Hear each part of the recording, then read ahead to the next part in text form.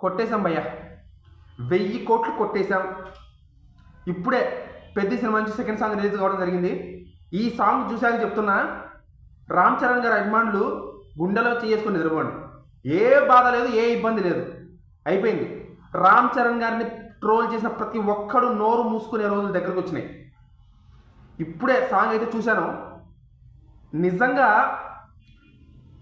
ఇది pan India రంగస్థలం అయ్యే ఛాన్సులు 100% ఉన్నాయి.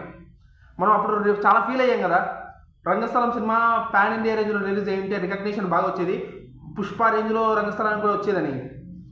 ఇప్పుడు పాన్ ఇండియా రంగస్థలం దిగబోతుంది.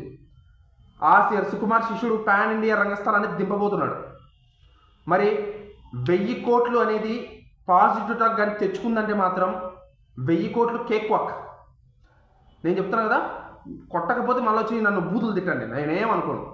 కానీ నేనైతే ఈ సాంగ్ చూసిన తర్వాత నాకు చాలా నమ్మకంగా చెప్తున్నాను, పెద్ద సినిమా పాజిటివ్ టాక్ కానీ తెచ్చుకుందా, ఎక్స్పెక్టేషన్స్ని కొంచెం రీచ్ అయినా 1000 కోట్లు ఈజీగా వచ్చేస్తాయి. ఈజీ ఈజీ ఈజీ అని చెప్తాను నన్ను అడిగితే. ఎందుకంటే చూస్తుంటే ఇది ఇంతో రంగస్థలంలో రామ్ చరణ్ గారి పర్ఫార్మెన్స్ ఎలా ఉందో, ఇది ఇంకో మెట్టెక్కిచ్చే రేంజ్లోనే ఉంది పర్ఫార్మెన్స్ పరంగా చూసుకుంటే. సో మీకు ఎలా అనిపించిందో కింద కామెంట్ చేసి చెప్పండి. నాకైతే మాత్రం 1000 కోట్లు కన్ఫామ్ అనిపించింది. జై హింద్.